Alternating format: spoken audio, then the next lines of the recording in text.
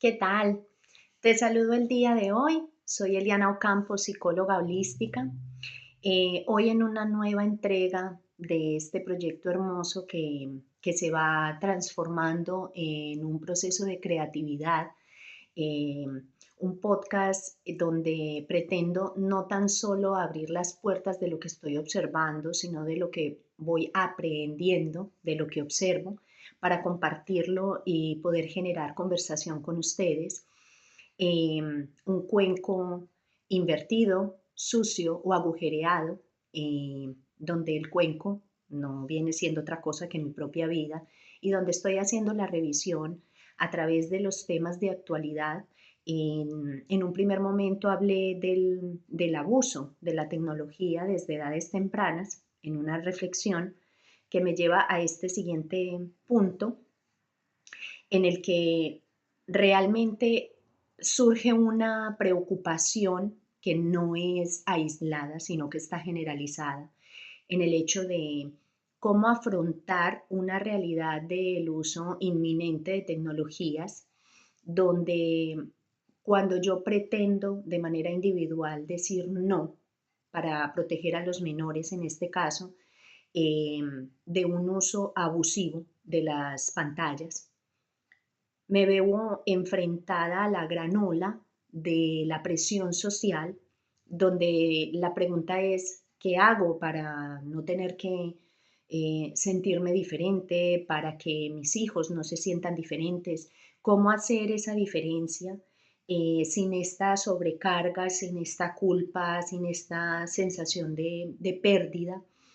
Eh, y me deja muy consternada porque cuando es un caso aislado se puede, digamos, abordar de manera personal y pensar qué le puede estar sucediendo a esta persona para sentirse así, pero es una cosa que sucede muy constantemente. Ayer, después de la publicación del primer capítulo en el que hago la reflexión de qué está pasando, que estamos abusando desde edades muy tempranas con respecto a las tecnologías, me hacían el comentario una mamá cualquiera, cojamos cualquier caso al aire, ¿cierto? Padres separados y el padre le regala para sus 12 años un móvil a la hija.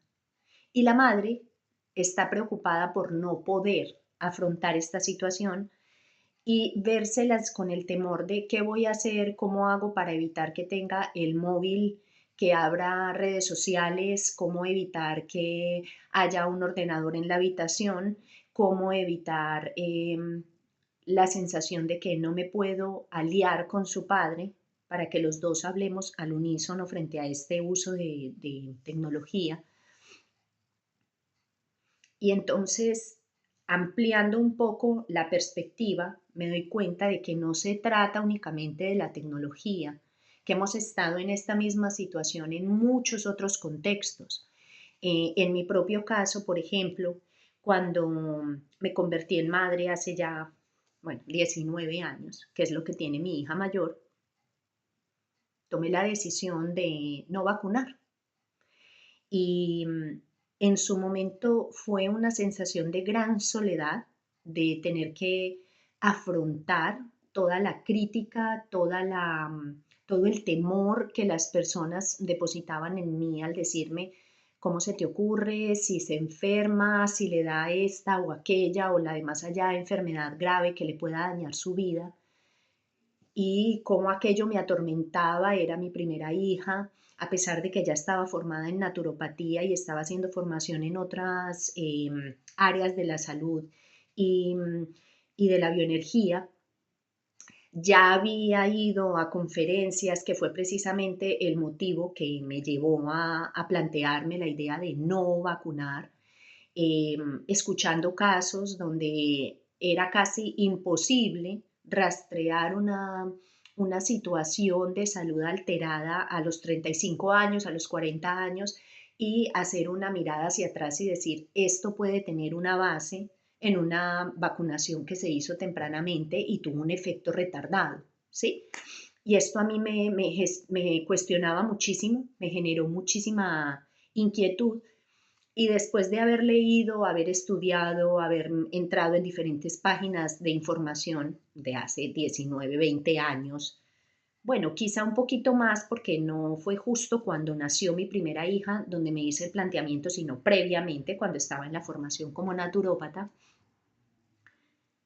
la sensación de soledad frente a la toma de una decisión trascendental como esta, porque mi postura no es una postura antivacunas en general, sino una postura de vacunación consciente, qué zona del planeta habito, cuáles son las enfermedades que me rodean, cuál es mi condición de vida. No es lo mismo vivir en una zona donde hay acueducto, donde hay separación de las aguas residuales, de las aguas negras, de las aguas de las casas, de las aguas de las industrias, ¿sí? No es lo mismo que las personas que viven en contacto constante con estas aguas donde hay contaminación directa, donde viven de manera muy precaria.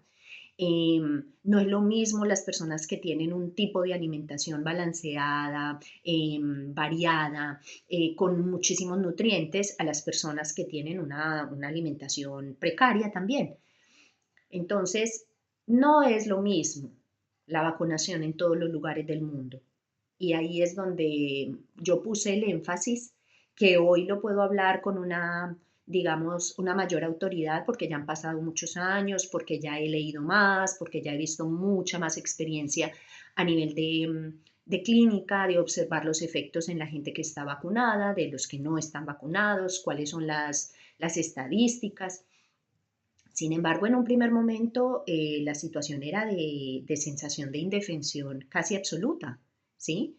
Y como esta, muchas otras decisiones que fui tomando a lo largo de mi desarrollo, tanto profesional como personal, donde la sensación, por ejemplo, de la crianza respetuosa, la crianza desde el área de la positiva, una disciplina amorosa, una crianza natural. En un primer momento, claro, mis ideas eran muy mujer de avanzada, mujer de vanguardia, eh, independencia, la idea de que naciera el bebé y de depositarlo directamente en una cuna para que estuviera aislado de mí, para que pudiera aprender del mundo por sí solo, y que todo eso se fue al garete cuando conocí lo que eran las, mm, la mirada hacia el interior, la mirada de recogimiento, la mirada más maternal desde el sentir, y finalmente me convierto en una madre que hizo colecho,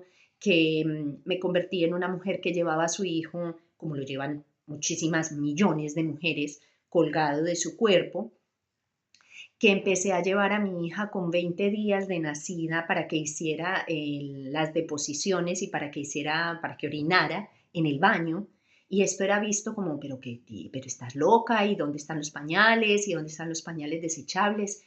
Y sopesar aquellas decisiones hacía que yo me sintiera profundamente sola, ¿sí? En una lucha interna y en una lucha hacia el exterior que a veces me podía, a veces me superaba.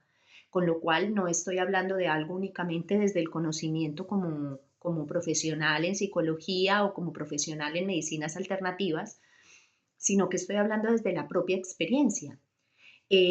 No hablemos ya a nivel de cuestiones espirituales, del encaminar de alguna manera más abiertamente a mis hijos hacia la espiritualidad concebida como un respeto por todas las religiones y un conocimiento de las religiones como base para poder identificar cuál es la que más me llama la atención, qué vibra conmigo, qué me resuena y cómo me siento conectado con el universo, más que pasar doctrinas como lo puedo hacer de manera natural, como lo hicieron conmigo en mi familia, lo cual agradezco profundamente porque me dieron una base desde el conocimiento que tenían mis padres, que venía de mis abuelos y así infinitamente hacia arriba en la cadena, que sin embargo yo paro, me planteo y digo, bueno, voy a hacer las cosas con las herramientas que poseo en este momento, pero plantearse este tipo de cuestiones donde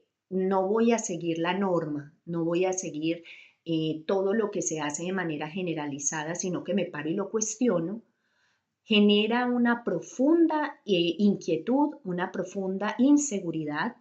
Y sabemos, según nos decía Freud, por ejemplo, cómo el individuo se pierde frente a la masa. Cuando yo estoy en una masa, yo no tengo el pensamiento individual, crítico, separado del resto, sino que yo me comporto como parte de la masa. Ese comportamiento lo vemos en una marcha. Pongamos un ejemplo así sencillo. Vemos una marcha donde una persona, si la sacamos de la marcha y la ponemos en la calle, muy difícilmente va a empezar a romper cristales y va a empezar a incendiar contenedores de basura. Pero cuando está en el cúmulo de la masa, es muchísimo más fácil perderse porque ya no hay identidad individual, sino que hay una identidad de grupo que me protege de alguna manera y me permite una desinhibición, ¿sí? Entonces, la masa condiciona, la masa invade, la masa colapsa la individualidad y por eso muchísimas veces tenemos un comportamiento que es de rebaño. Entonces, lo vimos en la pandemia, cómo nos comportamos, cuál fue el miedo generalizado, cómo fueron nuestros comportamientos cuando había una vacunación masiva y había una presión social y política por la vacunación, ¿sí? Que nos pusieron unas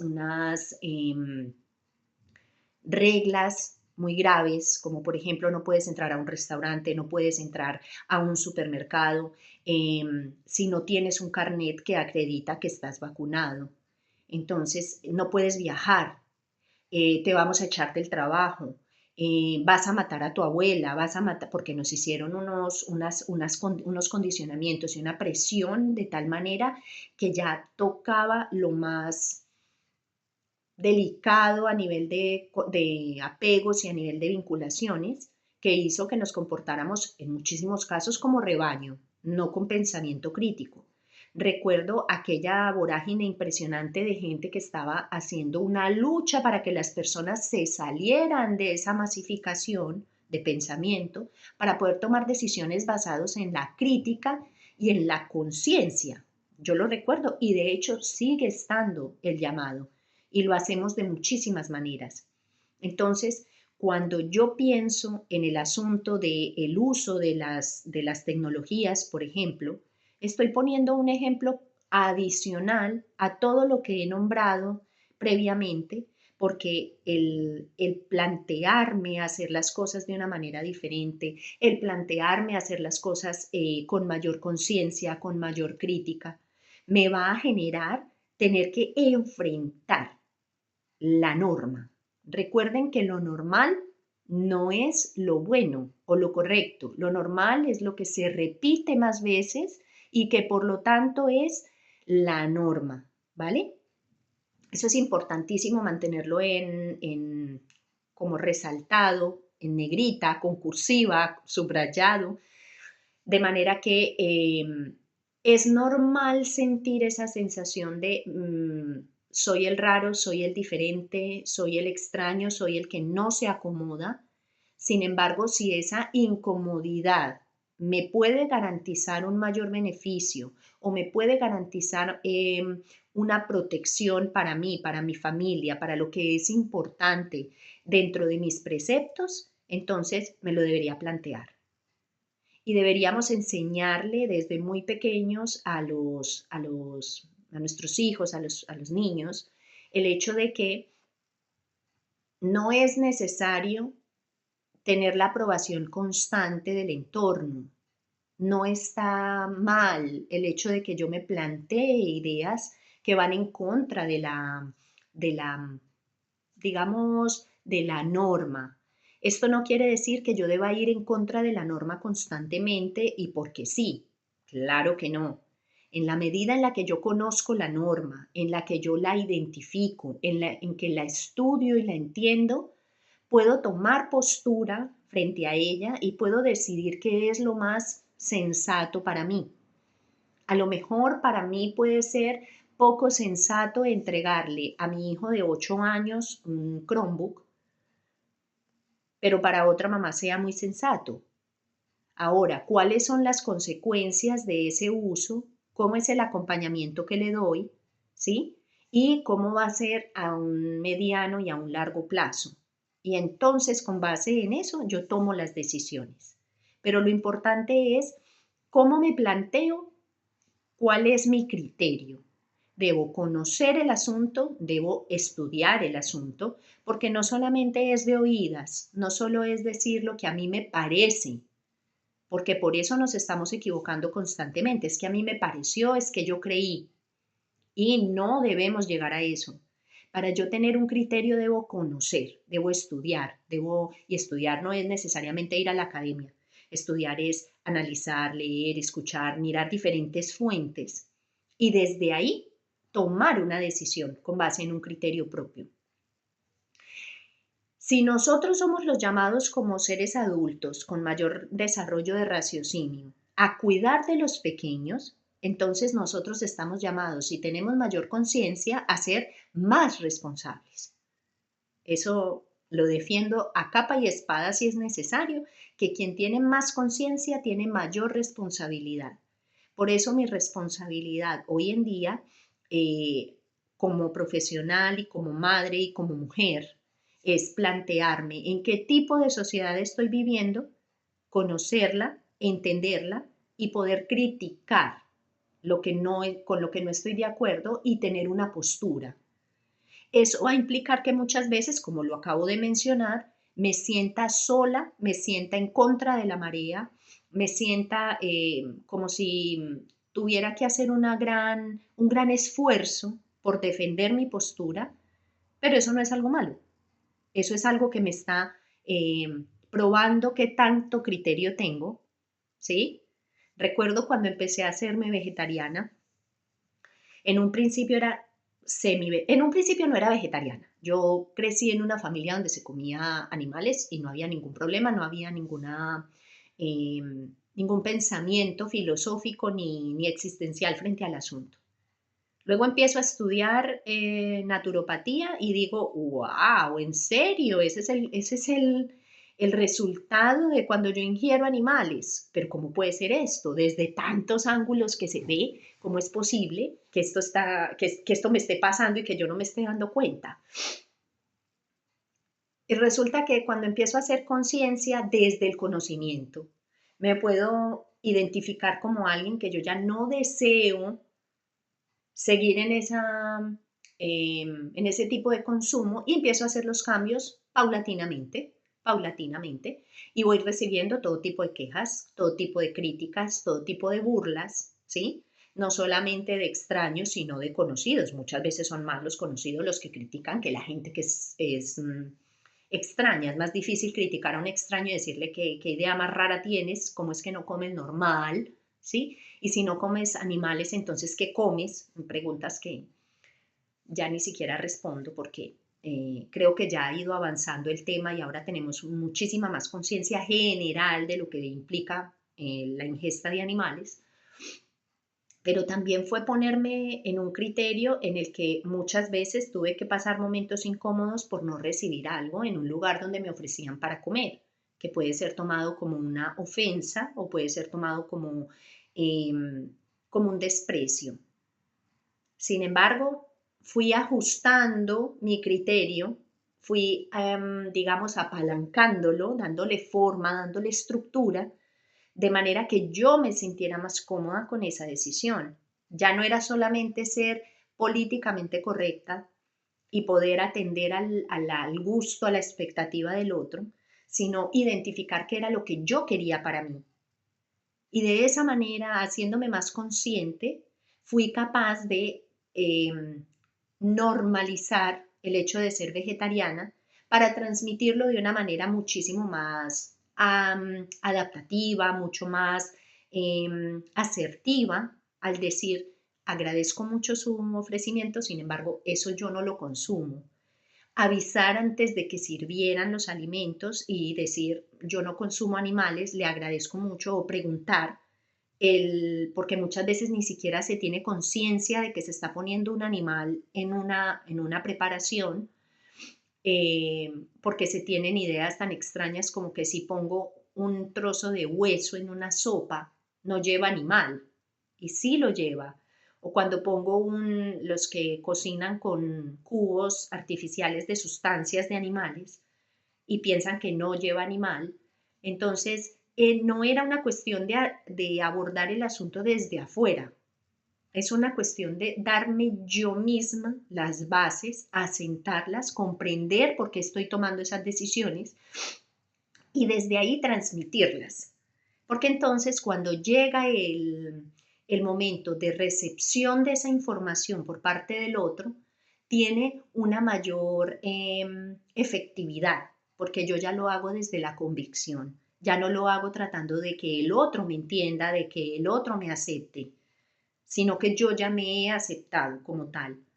Entonces, es curioso porque volviendo al tema de la no vacunación, en un principio había, digamos, mucha resistencia por parte de la medicina alopática al hecho de no vacunar y había una campaña muy frontal donde, por favor, es que no puedes hacer esto porque mira todas las desventajas, tú deberías, y incluso se manipulaba de manera emocional. Piensa que lo que estás haciendo puede ser de una mala madre, no estás cumpliendo con los derechos, no estás cumpliendo. Y cuando ya realmente se hace convicción, o al menos en mi caso, y que desde ahí es desde donde he partido para poder empezar a observar cómo lo hacen otras personas que actúan de la misma forma que yo, llegamos al mismo punto, coincidimos en lo mismo.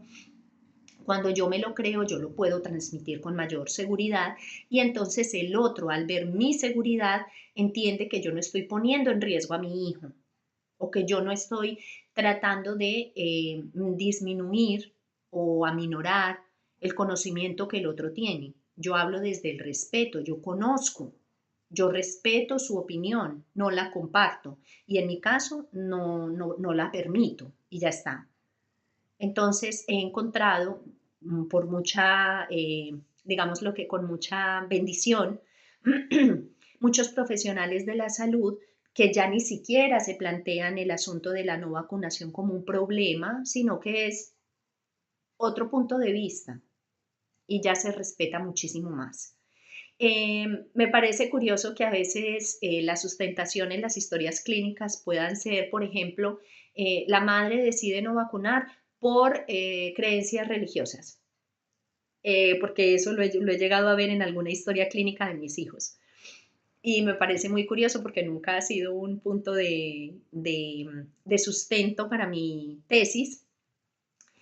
Sin embargo, pues esa es la forma en la que lo pueden sustentar en los hospitales. Entonces, bueno, está bien, yo lo acepto, no voy a discutir sobre eso.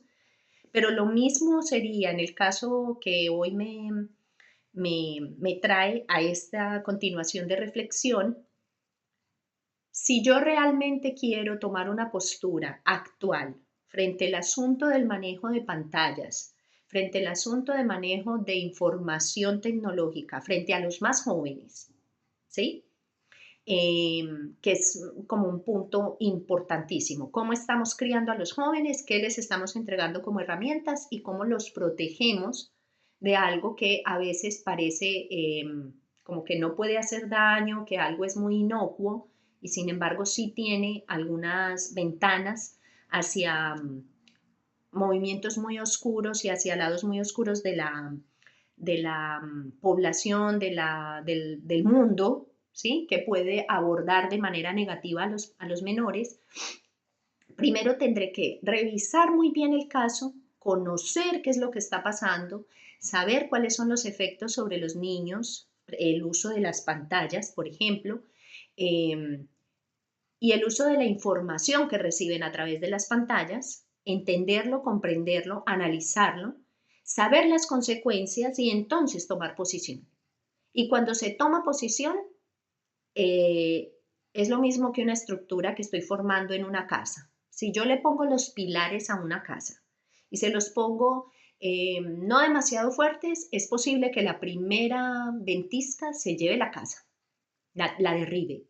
Entonces debo poner unos pilares supremamente bien asentados De manera que cuando yo tome las decisiones frente a ese uso o a ese no uso de pantallas, o cómo lo voy a acompañar, yo esté convencida y entonces los argumentos de la masa, los argumentos de la norma, no vengan a arrasar con lo que yo estoy procurando hacer, ¿sí? Cuando yo estoy completamente convencido, no importa contra qué tenga que vérmelas, porque no es una lucha, es un posicionamiento. Y si yo observo un árbol que tiene unas buenas raíces, no importa lo que suceda a su alrededor, el árbol se sostiene. Claro, no hablemos ya de un tsunami gigantesco que se lleva edificios enteros, pero pensemos en la naturaleza como un árbol con unas buenas raíces tiene muchísimo mayor probabilidad de permanecer más allá que un árbol sin raíces. Pensemos en esto y mantengamos una actitud muy abierta, muy crítica. Recuerden que las opiniones que yo brindo siempre son con el ánimo de generar, digamos, semillas de conciencia, que las personas empecemos a hacer cuestionamientos, preguntas, profundización de los temas. Mi perspectiva es una construcción basada en la experiencia personal, en lo que yo recojo de información, en lo que veo haciendo terapia con las personas, en lo que observo cuando me asomo a cómo está el mundo. Bajo ninguna medida estoy procurando cambiarle el pensamiento a las personas tratando de amoldarlo a mis ideas, sino de generar conciencia, de generar pensamiento crítico y que las personas podamos tomar las decisiones basados en sustentación real, en cosas que sean suficientemente poderosas para poder acompañarnos. Y dar las gracias porque el apoyo representa como una fuente de motivación para continuar con el gran proyecto del servicio a la comunidad. Recuerden, por favor, dejar aquí un comentario, darle like al video para poder hacerlo llegar a más personas, compartirlo, porque ya vemos cómo funcionan los algoritmos y cómo para poder destrabar los algoritmos es necesario que haya movimiento en los videos. Entonces, muchas gracias por su atención, espero que sea de servicio y hasta una próxima.